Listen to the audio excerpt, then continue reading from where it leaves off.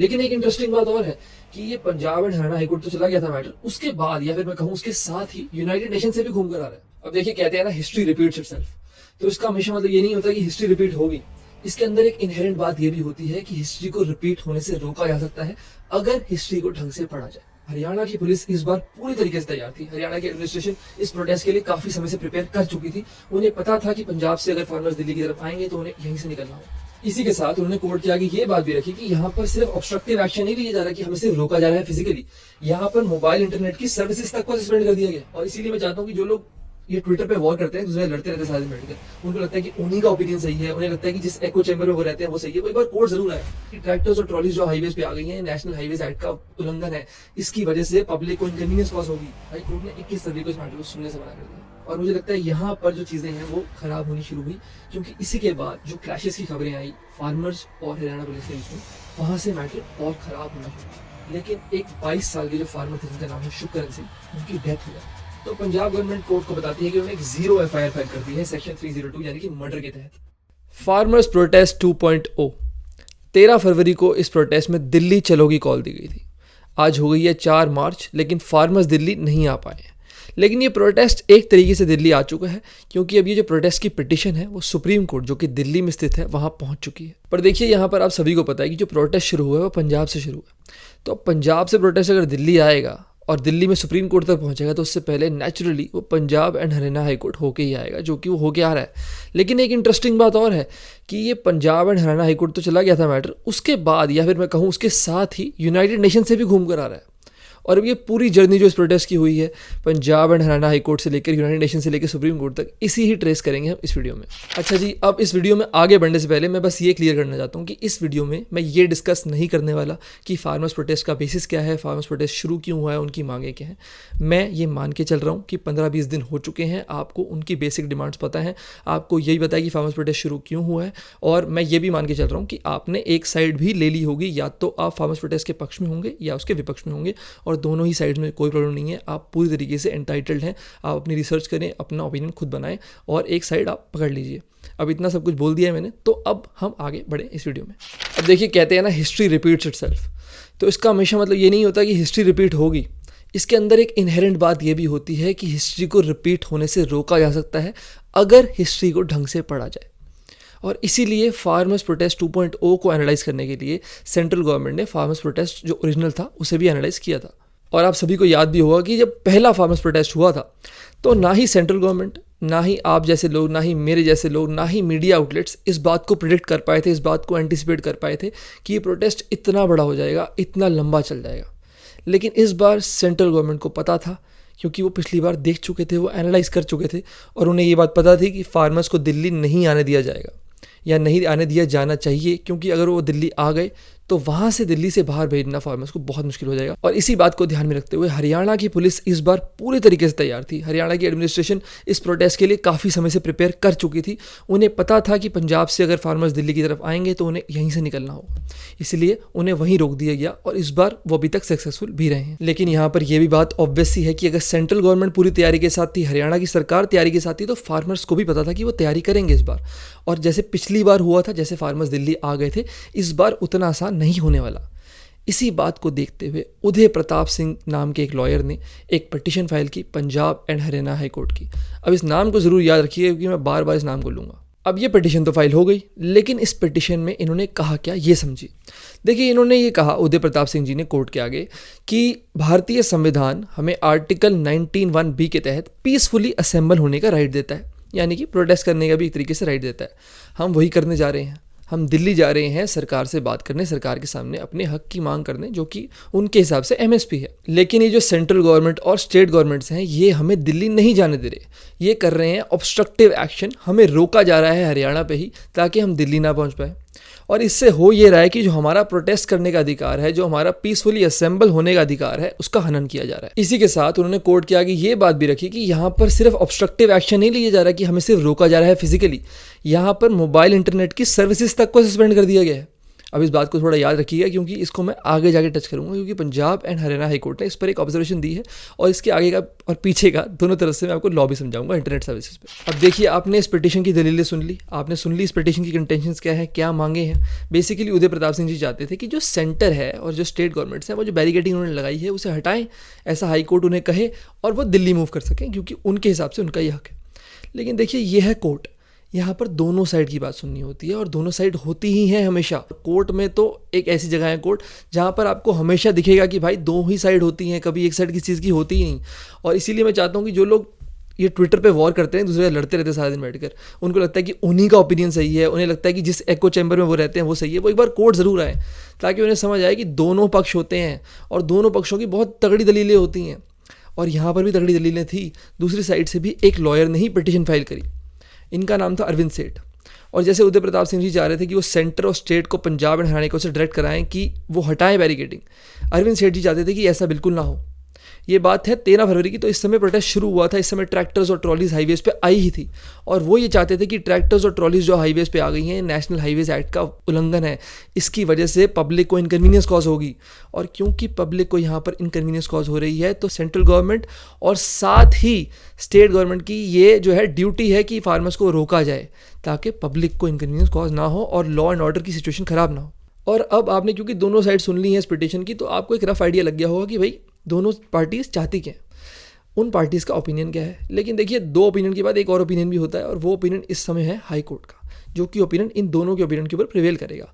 और high court ने इस हेयरिंग के दौरान एक बात की जो कि आपके लिए जाननी बहुत ज़रूरी है और वो इंटरेस्टिंग भी है, और वो ये है कि ये बात ठीक है कि सिटीजन्स के पास प्रोटेस्ट करने का राइट होता है, लेकिन कोई भी राइट हो आपका जो फंडामेंटल राइट है वो कोई एब्सोल्यूट राइट नहीं है।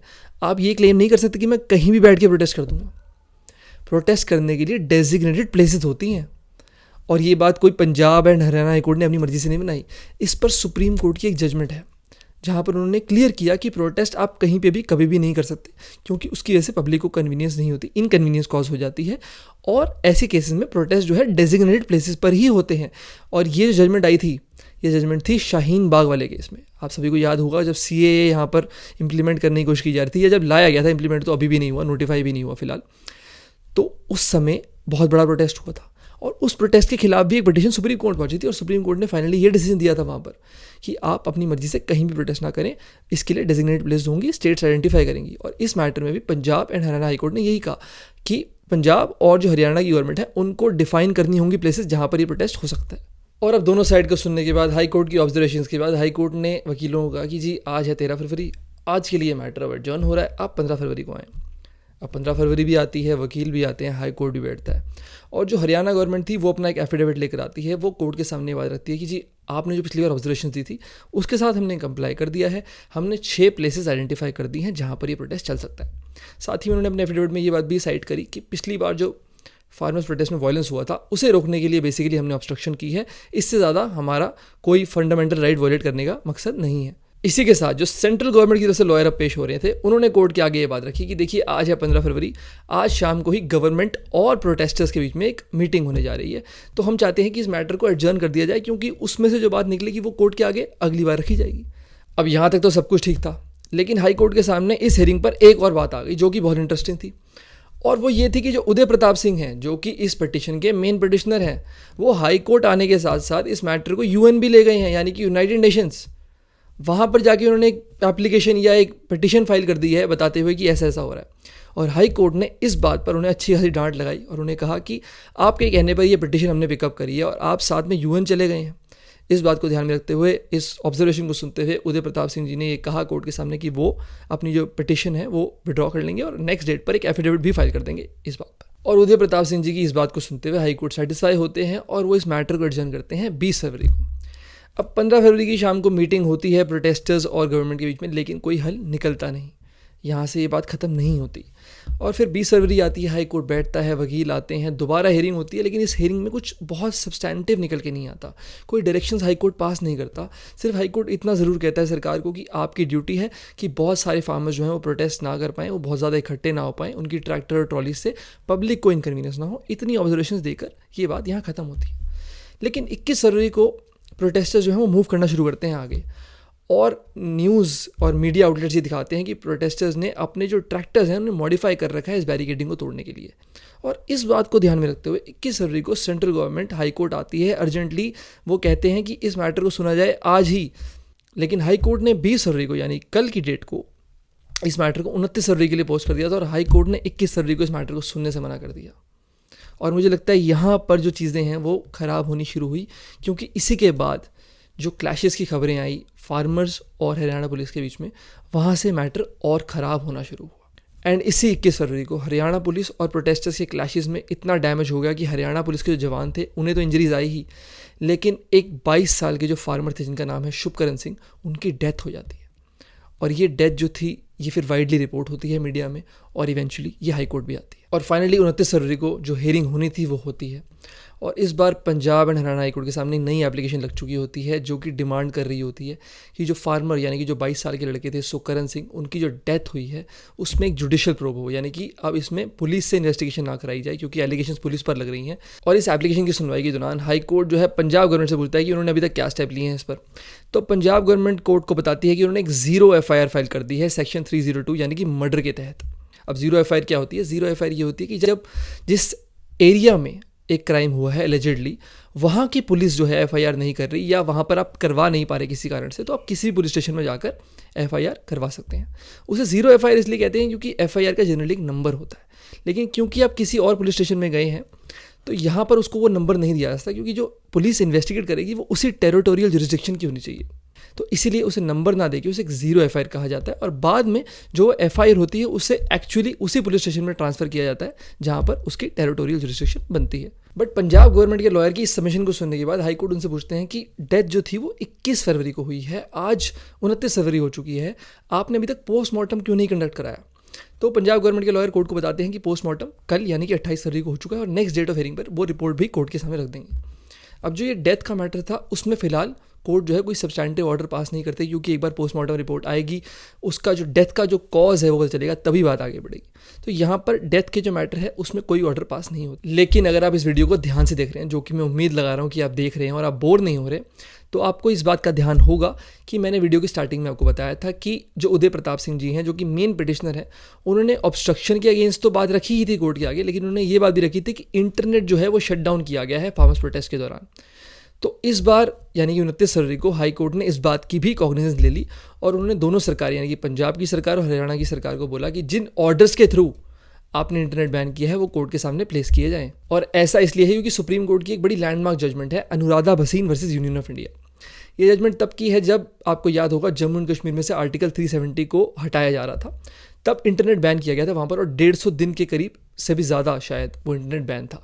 तो ये मैटर सुप्रीम कोर्ट पहुँचा था और सुप्रीम कोर्ट ने वहाँ पर ये कहा था कि जो ये आप ऑर्डर्स पास कर रहे हैं इंटरनेट बैन करने के, ये इनडेफिनेटली नहीं हो सकते, आप कितना भी टाइम अपनी मर्जी से इंटरनेट बैन नहीं कर सकते। और इसी के साथ सुप्रीम कोर्ट ने ये भी कहा था कि जो भी ऑर्डर्स हैं ये सारे ऑर्डर्स जो हैं कोर्ट के सामने आने ज़रूरी हैं, पिटिशनर्स को मिलने भी ज़रूरी हैं, क्योंकि ये आप अपने पास रख नहीं सकते, इन्हें प्रिविलेज नहीं बोल सकते, आप ये नहीं बोल सकते ये कॉन्फिडेंशियल ऑर्डर्स हैं। ये सारे ऑर्डर्स जो हैं ये जुडिशियल स्क्रूटनी में जाएंगे, यानी कि कोर्ट चेक कर सकता है कि क्या ये ऑर्डर सही है कि नहीं। कोर्ट ने ये ज़रूर माना कि सरकार के पास टेलीग्राफ एक्ट के सेक्शन 5 द्वारा पावर्स हैं इंटरनेट बैन करने की, लेकिन कोर्ट ने सरकार को ये बात भी क्लियर कर दी थी कि भले ही पावर आपके पास हो, लेकिन ये पावर ढंग से आप एक्सरसाइज कर रहे हैं या नहीं ये अदालतें चेक करेंगी। और इसीलिए Punjab and Haryana high court ने 29 फरवरी को इसी जजमेंट पर Anuradha versus union of India, जो कि सुप्रीम कोर्ट की जजमेंट है, उस पर रिलाई किया, उस पर रेफर किया और जो दोनों सरकारें हैं उन्हें बोला कि आप अपने ऑर्डर्स लेकर आएँ, उसे ज़रा चेक करें हम। एंड फाइनली इन्हीं डायरेक्शन के साथ जो 29 फरवरी 2024 की हेयरिंग थी वो भी खत्म हो गई और उसके बाद Punjab and Haryana high court ने अब इस मैटर को एडजर्न कर दिया है 1 हफ्ते के लिए।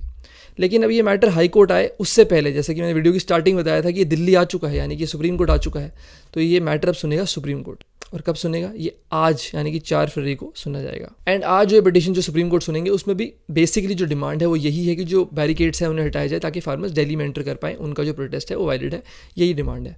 अब आप सोच सकते हो कि भाई आज ही अगर ये हो रहा है तो आप बता दो क्या हुआ। तो बात है ऐसी कि अभी हुए हैं सुबह के 4:30, मैं वीडियो तो बना रहा हूँ 4 मार्च को और आज ही मैटर सुप्रीम कोर्ट सुनेंगे, लेकिन सुप्रीम कोर्ट भी अभी खुले नहीं है, सुबह के 4:30 बजे में। और मैं इसलिए रिकॉर्ड कर रहा हूँ क्योंकि मेरी अपने आप से कमिटमेंट ये थी कि एक हफ्ते में 3 लॉन्ग फॉर्मेट वीडियोस मैं करूंगा, जो होपफुली मैंने इस हफ्ते के लिए कर दी हैं। बाकी ये वीडियो मैं क्योंकि सुबह 4:30 बजे रिकॉर्ड कर रहा हूँ, जैसे कि मैं आपको बता चुका हूँ, तभी शायद हो सकता है कि इस वीडियो में मेरी एनर्जी थोड़ी सी लो रही हो।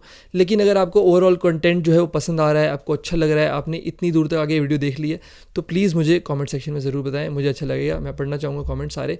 और थैंक यू वेरी मच इस वीडियो को देखने के लिए, और पिछली दोनों वीडियोज़ भी आपने ठीक ठाक प्यार दिया है, इसको थोड़ा और प्यार दें। और बाकी मिलते हैं नेक्स्ट वीडियो में।